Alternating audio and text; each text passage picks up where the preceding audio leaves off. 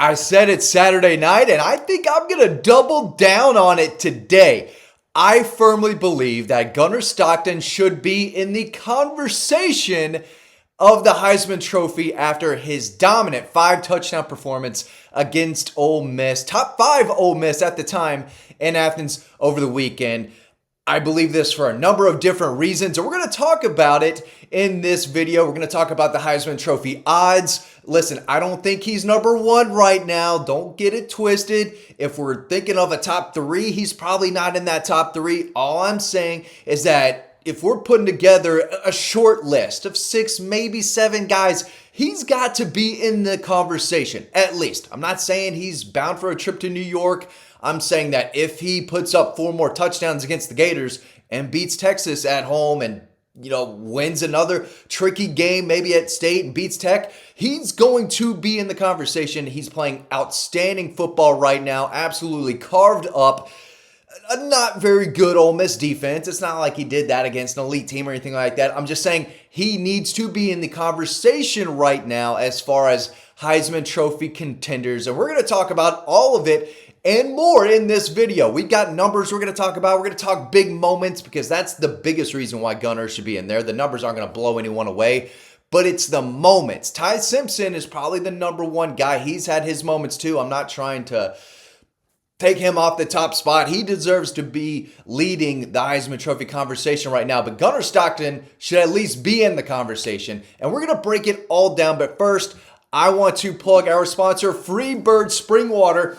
Listen, this one's empty. I need another one because I just crushed it. It is that good. Proudly sourced from the heart of Georgia's Blue Ridge Mountains, Freebird delivers a clean, crisp taste, making it easy to stay hydrated, make your taste buds stand up and salute. Love that. They got the eagle on the front. Drink to life, simple moments. They got the hat right here for me. Telling you, Freebird Southern Spring Water. This stuff is legit. Go get it. It tastes fantastic. They're a great sponsor of ours. I'm going to leave this right here if you can see it. I'll just throw it up again right there for you. Okay, so let's talk about Heisman odds right now because Gunnar Stockton is now at 6. According to our friends at FanDuel, he's plus 1,100, so he is right in the thick of it, of what I'm talking about. He's right there towards the back end of the conversation, which is where he should be. Now, again, the numbers. He's thrown for 1,553 yards and 10 touchdowns. He's rushed for 330 on the ground, 7 touchdowns. He's actually rushed for a touchdown in 5 of his 7 games.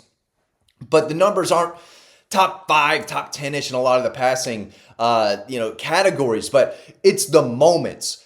His ability and talent and the way he played quarterback, especially late in the game at Neyland Stadium on the road. That Tennessee defense is not great. I'm not pretending it is. It's not good, actually. It's completely average to below average at times. We didn't know it at the time, but Gunnar Stockton went up there and made that big fourth down throw to London Humphreys. Just a perfect, beautiful ball. The 2-point conversion to tie. They take the lead. He led his team to victory and had the big moments with the ball.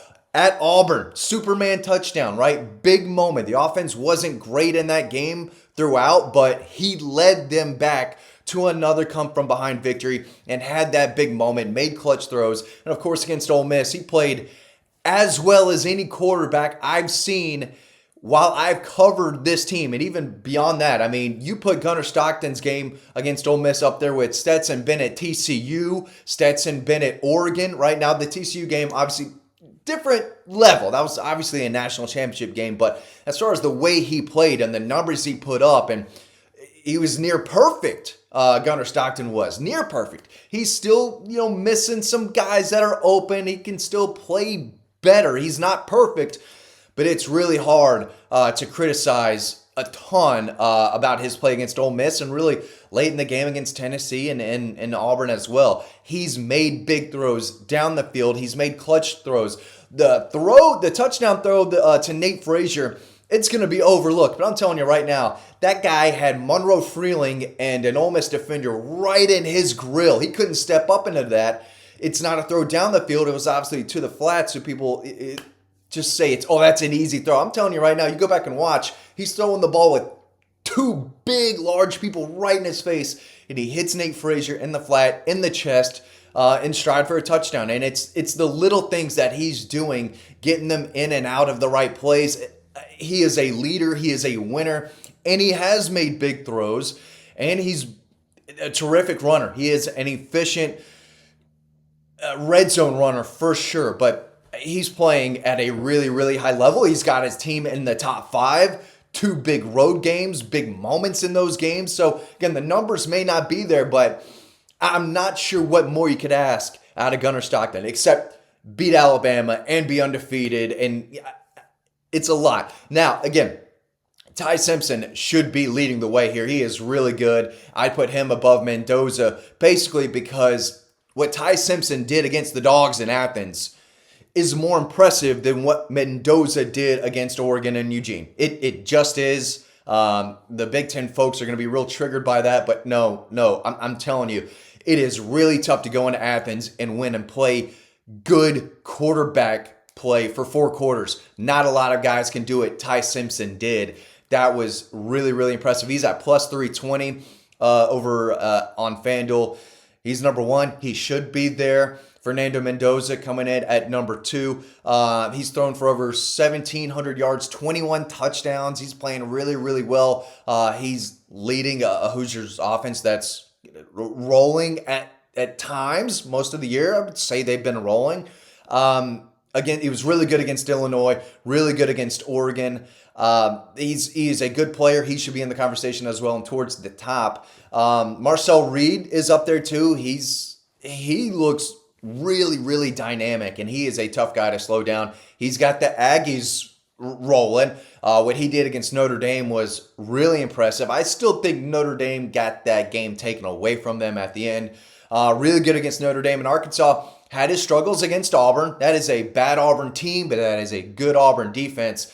Gunnar Stockton had his troubles there too. I'm sure Ty Simpson, it's not going to be easy for him in the Iron Bowl later. Auburn can play defense, so I'm not holding that against Marcel Reed, but he was adequate against Mississippi State and Florida. Not terrific, but he's in the conversation. He's got him undefeated, and he can make plays with both his arm and his legs.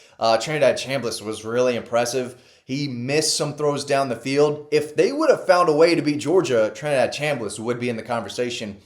But he didn't. And Gunnar Stockton was the guy who made more plays and led his offense to a scoring drive on every possession they had throughout the ball game against a top 5 team with their backs against the wall. They had an SEC loss. They really could not lose that game to Ole Miss.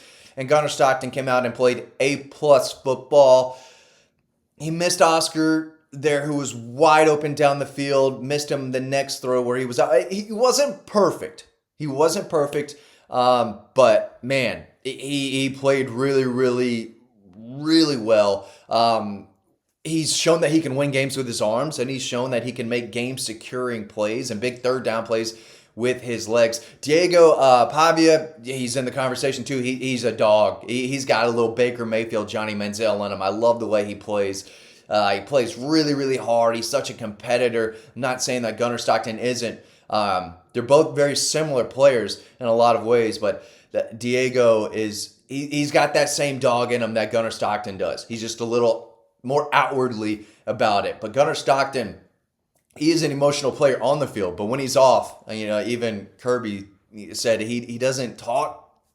He never gets on anyone's bad side. He's very respectful in that way. He's a great kid. He's such a nice guy, but he does have a killer instinct mode, and he turned it on against Ole Miss, and the moment is never too bright. The lights are never too bright. The moment is never too big. And it started with that throw against Tennessee, game on the line. As good of a throw as I still have seen all year long from any quarterback. It was beautiful. So he has as many big moments as any quarterback, but Ty Simpson leads the way. He is fantastic and looks to be he's playing at a special level. Julian Sayin should be on this list too. I meant to say him earlier. Julian Sayin is a very good quarterback, and he's got Ohio State in that offense buzzing right now. Again, apologies. I don't know if he watches this channel. I'm sure he does. I'm sure Julian Sayin, and if he needs to get his Georgia Bulldog fix in, that he tunes in. So I apologize. I should have mentioned him earlier. He's in the conversation too, but Gunnar Stockton, if he's in the conversation, all these national guys that say they watch all the games and they cover everyone, not just one particular team. If any of those guys out there are not putting Gunnar Stockton at least in the conversation, not towards the top, in the conversation, that they're frauds. They are not credible, because Gunnar Stockton should be in the conversation, especially after carving up, let's call it a bad Ole Miss defense. It doesn't matter if they're bad. The point is, he has been playing very well for several weeks now. The kid is a leader. He is a winner. He's made big plays, arm, legs, with the game on the line. He is a fourth quarter quarterback, definitely a second half quarterback, but he can make the throws. He can make the runs. He has earned the right to be involved in the conversation for the Heisman Trophy. I think he's in the conversation. What do you think? You let me know in the comment section below. Thanks for watching. You can read more about this over on dawgpost.com, and I'll see you on the next video.